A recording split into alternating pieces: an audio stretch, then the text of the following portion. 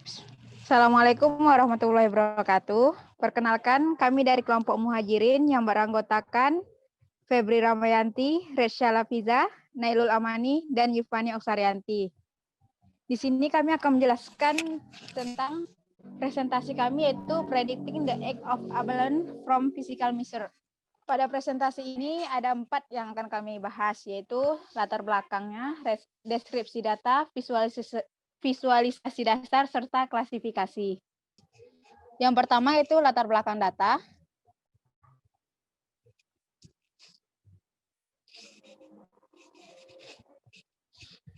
Harga penjualan kerang abalon dapat dilihat dari usia abalon itu sendiri, di mana dari yang kami cari, semakin tua usia kerang abalon, maka semakin tinggi juga lah harga jualnya.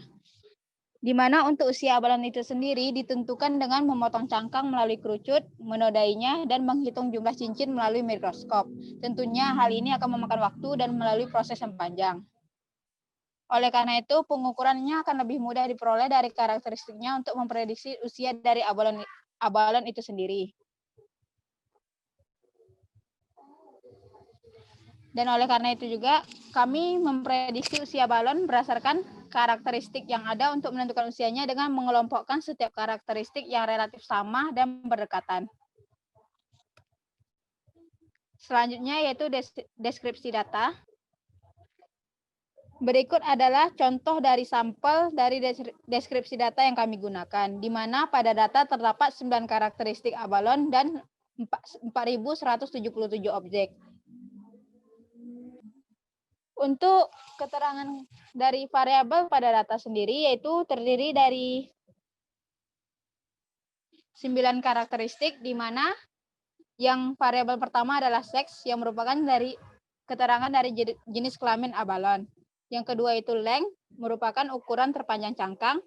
Diameter, yaitu diameter cangkang. Height, tinggi dari cangkang beserta daging di dalamnya.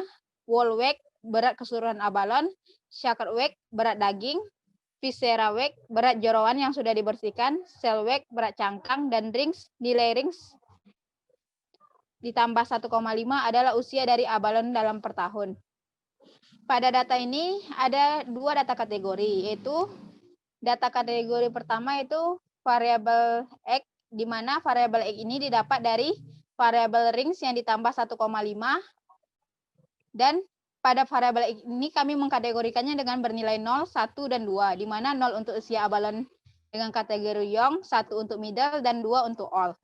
Yang kedua yaitu variabel sex, yaitu jenis kelamin, di mana dengan ada 3 kategori, yaitu kategori M untuk male, F untuk female, dan I untuk infant. Berikut adalah tabel dari korelasi antar karakteristik abalon. Pada gambar dapat kita lihat bahwa korelasi yang terbentuk antar karakteristik abalon dapat dikatakan kuat, kecuali dengan variabel usia. Usia kerang berkorelasi cukup kuat dengan variabel panjang cangkang dan diameter cangkang. Shaker weight memiliki korelasi paling kecil dengan variabel height di antara variabel lainnya, dan korelasi terendah dengan variabel usia. Baiklah, yang ketiga kita akan membahas tentang visualisasi dasar.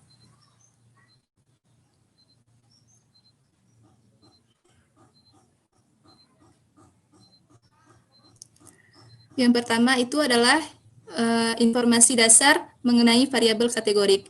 Di sini variabel kategoriknya ada 2, yaitu jenis kelamin dan kategori usia. Pada jenis kelamin, semua proporsi yaitu male, female, dan infant hampir memiliki proporsi yang sama. Akan tetapi pada kategori usia, kategori old mendominasi dari 2 kategori lainnya, yaitu 47,58%.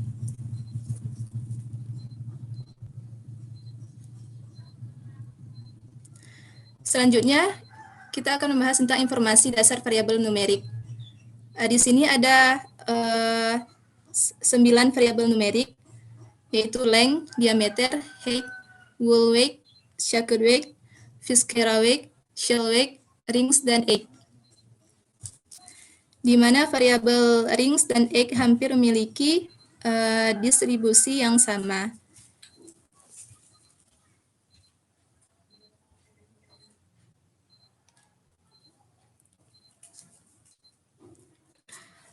Jadi, apakah diameter, length, shell weight, height, wool weight, dan viscera weight mempengaruhi egg kategori?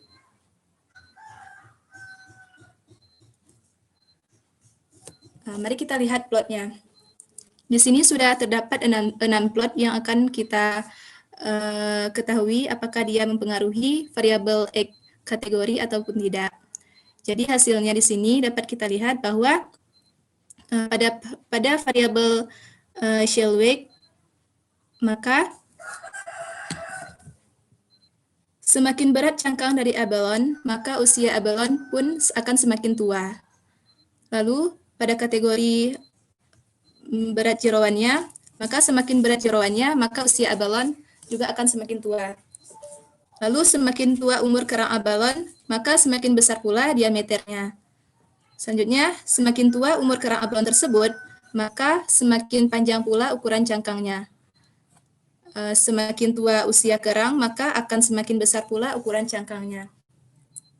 Lalu, yang terakhir, ukuran cangkang lebih tinggi pada abalon yang cenderung berada di kategori usia yang lebih tua. Jadi selanjutnya kita akan membahas tentang apakah panjang cangkang dan berat cangkang itu dipengaruhi oleh jenis kelamin abalon berdasarkan plot yang ada di samping. Jadi berdasarkan plot yang ada di samping tersebut, kita dapat mengambil kesimpulan bahwa berat cangkang itu berpengaruh terhadap jenis kelamin abalon. Lalu abalon yang masih bayi atau infant memiliki berat cangkang yang lebih ringan. Selanjutnya, ukuran panjang cangkang dari abalon betina berada di range 0,2 hingga 1,0. Ukuran panjang cangkang dari abalon jantan berada di range 0,01 hingga 0,95. Selanjutnya, ukuran panjang cangkang dari abalon infant berada di range 0,001 hingga 0,85. Jadi dapat disimpulkan bahwa panjang cangkang dan berat cangkang abalon dipengaruhi oleh jenis kelamin abalon itu tersendiri. Lalu selanjutnya kita ingin memprediksi apakah berat keseluruhan dan berat jeroan dipengaruhi oleh jenis kelamin abalon.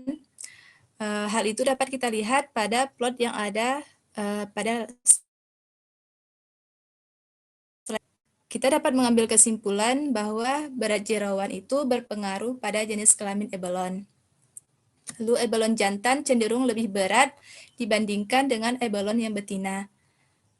Selanjutnya itu abalon yang masih bayi atau infant, dia memiliki berat jeroan yang lebih ringan setelah jeroan itu dibersihkan. Lalu pada variabel wool weight atau berat keseluruhan, berat keseluruhan abalon itu berpengaruh pada jenis kelamin abalon. Berat keseluruhan pada abalon infant lebih ringan dibandingkan yang dewasa, yaitu female dan male.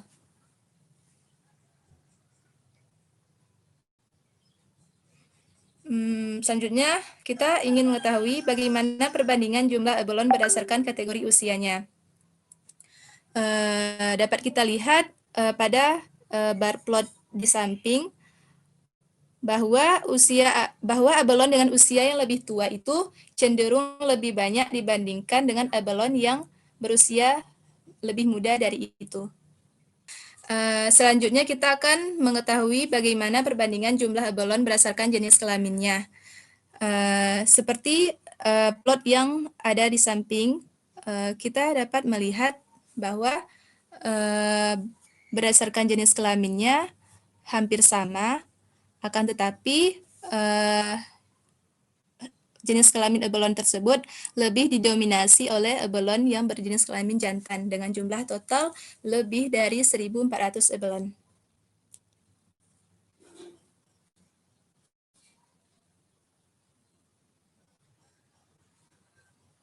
Selanjutnya, kita ingin melihat bagaimana perbandingan jumlah abalon itu berdasarkan kategori usianya dan juga kategori jenis kelamin. Dari diagram di samping, kita dapat melihat bahwa abalon jantan lebih banyak di usia middle dan old, dan masing-masingnya sebanyak 450 abalon jantan yang berusia menengah dan 866 abalon jantan dengan usia tua. Kemudian diikuti oleh 791 abalon betina tua dan 360 abalone betina berusia menengah. Sedangkan untuk usia muda atau young, paling banyak ialah abalone berjenis kelamin infant. Baiklah, selanjutnya kita akan masuk ke dalam bagian klasifikasi. Metode klasifikasi yang kita ambil adalah metode random forest classifier, di mana yang pertama kita akan menghitung error max dip-nya dulu untuk mengetahui mean error di mana yang paling rendah yang bisa kita gunakan sebagai max dip-nya nanti. Jadi, terlihat pada plot, error max dip yang paling rendah itu adalah dengan max dip sama dengan 7, dengan mean error-nya itu di bawah 0,32. Maka max dip yang akan kita pakai adalah 7. Nah, kemudian ini adalah penghitungan akurasinya. Dapat kita lihat bahwa akurasi yang kita dapatkan adalah sebesar 0,7204. Artinya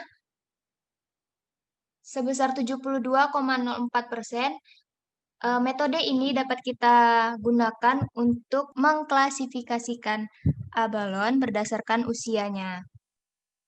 Nah, kemudian ini adalah plot dari fitur importance-nya, yaitu variabel mana yang paling penting, yang paling mempengaruhi dalam pengklasifikasian nanti.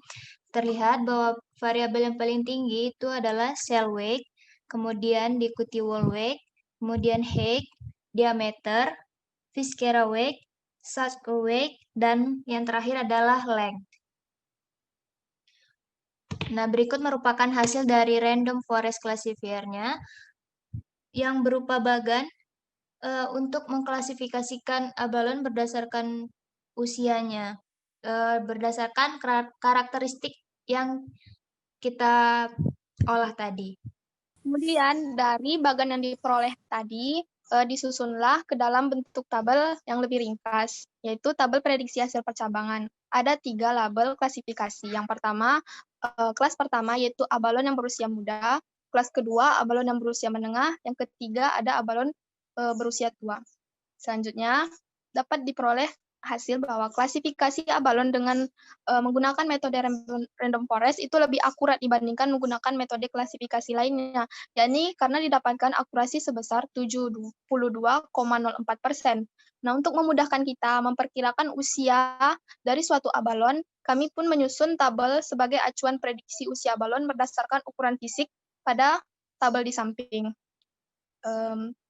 Seperti yang ada pada tabel di samping, saat berat daging atau saknya kurang dari 1,1 gram, height atau tinggi cangkangnya itu kurang dari 2,4 cm, whole weight atau ukuran berat keseluruhan abalone kurang dari 3 gram, kemudian berat jeroan atau berat daging kurang dari 1,1 gram, berat cangkang yang kurang dari 0,46, dan ukuran terpanjang cangkangnya kurang dari 3 cm, serta diameter abalone yang kurang dari 1,1, itu termasuk abalone dengan kategori usia muda. Untuk kelas kedua, apabila ada abalone dengan berat daging 1,1 hingga 2,5 gram, kemudian tinggi cangkangnya 2,4 sampai 3,4 cm, berat keseluruhannya 4 sampai 5,8 gram, berat jeroannya 1,1 sampai 1,4 gram, berat cangkangnya 0,51 sampai 0,55 gram, panjang cangkangnya 2 sampai 3,8 cm, dan diameter cangkangnya itu 1,1 hingga 1,5 cm, dia termasuk dalam kategori berukuran sedang. Dan label yang ketiga, apabila berat dagingnya lebih dari 3,9 gram, tinggi cangkangnya lebih dari 4,4 cm, berat keseluruhannya lebih dari 5,8 gram, berat jeroannya lebih besar dari 1,4 gram, berat cangkangnya besar dari 0,55 gram, panjangnya lebih dari 3,8 cm, dan diameter abalonnya lebih dari 1,5 cm, maka tergolong kepada usia abalon yang tua.